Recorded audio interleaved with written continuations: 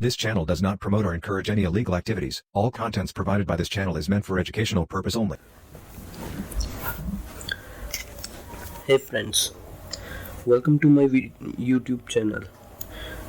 So let's start the video. So today we are going to look on the types of web vulnerabilities that are often missed by most of us. So first in our list is HTTP to smuggling. HTTP to smuggling takes place over TLS.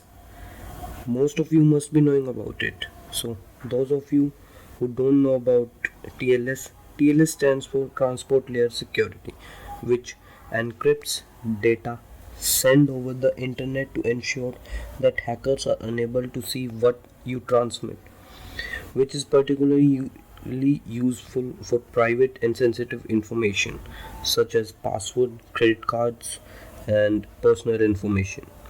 Since TLS is usually available only on the front end, HTTP2 requests are converted to HTTP1 before they reach the backend server. This creates a difference between the way request headers are handled by the front end, that is HTTP2, and backend, that is HTTP1. So what happens here is that HTTP2 header do not need RN to be mentioned after the header ends, which is the case for HTTP 1.1. So for attacking, the attacker needs to inject. This means this line, this header here means, here /n means is a new line and a carriage return in the value. And when the request is converted to HTTP1, everything after this line will be interrupted as a new header, like this. So for reading more about this, you can check the link here. So next one is accessing via Office Open XML parsers. Office Open XML is a file format that is able to represent Word, spreadsheet, and presentation documents. It is used by the Microsoft Office for the Word documents, PowerPoint presentations, Excel spreadsheets. These file types are actually zip files filled with bunch of XML files. Many web applications allow you to upload Microsoft Office documents and then they parse some details out of them. For example, you might have a web application that allows you to import data by uploading a spreadsheet. At some point, in order for the parser to extract the data from the spreadsheet, the parser is going to need a parse at least one XML file. So let's move to the next one. The next one is SSRF via XSS in PDF generators. Most of you must have seen the video of NahamSec about this. So the way that PDF generators tend to work is that they convert HTML, CSS, and JavaScript for PDF, often by rendering it in a headless browser. For achieving this, you have to inject a iframe to call a sensitive internal endpoint. So the next one is XSS via SVG files.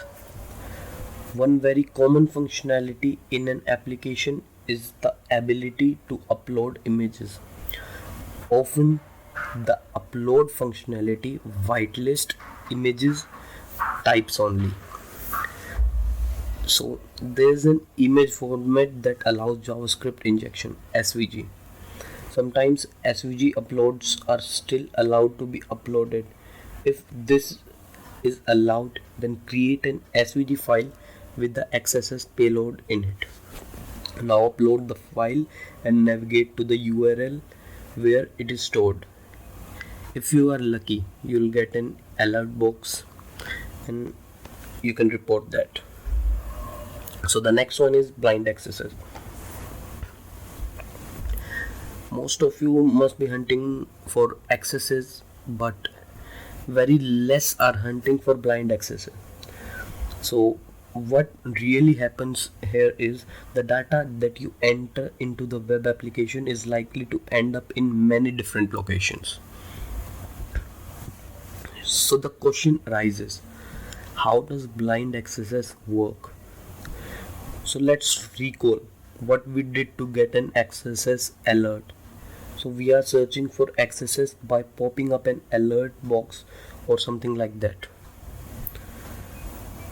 To confirm that our JavaScript payload is executed, we see that there is an alert, but the case in blind accesses is a bit different. Here we need to use a different indicator, because when it fires in an administrator session or somewhere, we cannot look. So how can we confirm that our payload is executed?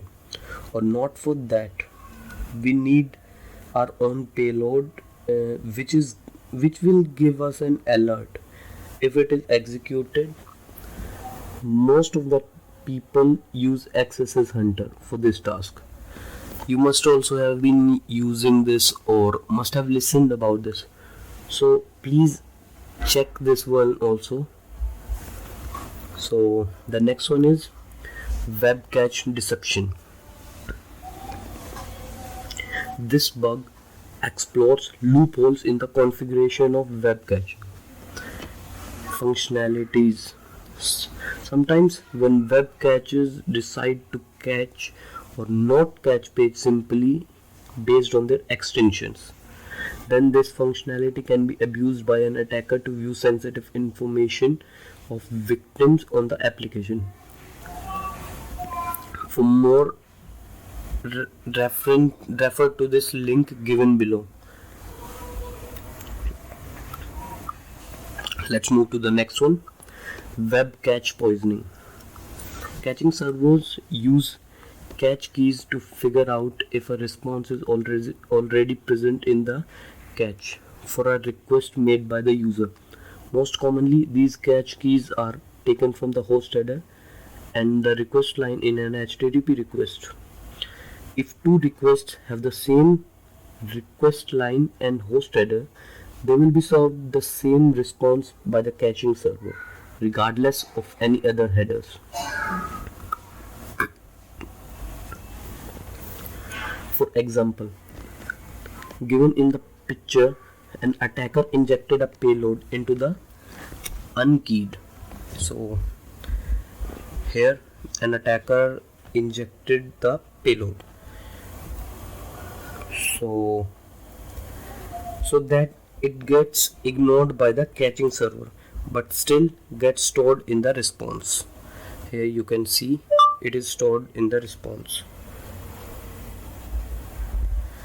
So now what will happen? The next few users who use the same key input as the attacker will be served the malicious response stored by the attacker in the cache. So attacker uses this payload here, and the users which will use the same headers and headers will get the link. So as you can see in this picture. So the next one is second order subdomain takeovers. A second order subdomain takeover occurs when the domain that can be taken over is referred to by a primary domain in some way. So the last one is postMessage bugs. The same origin policy SOP for browsers restricts two windows or two frames with different origins from communicating with each other.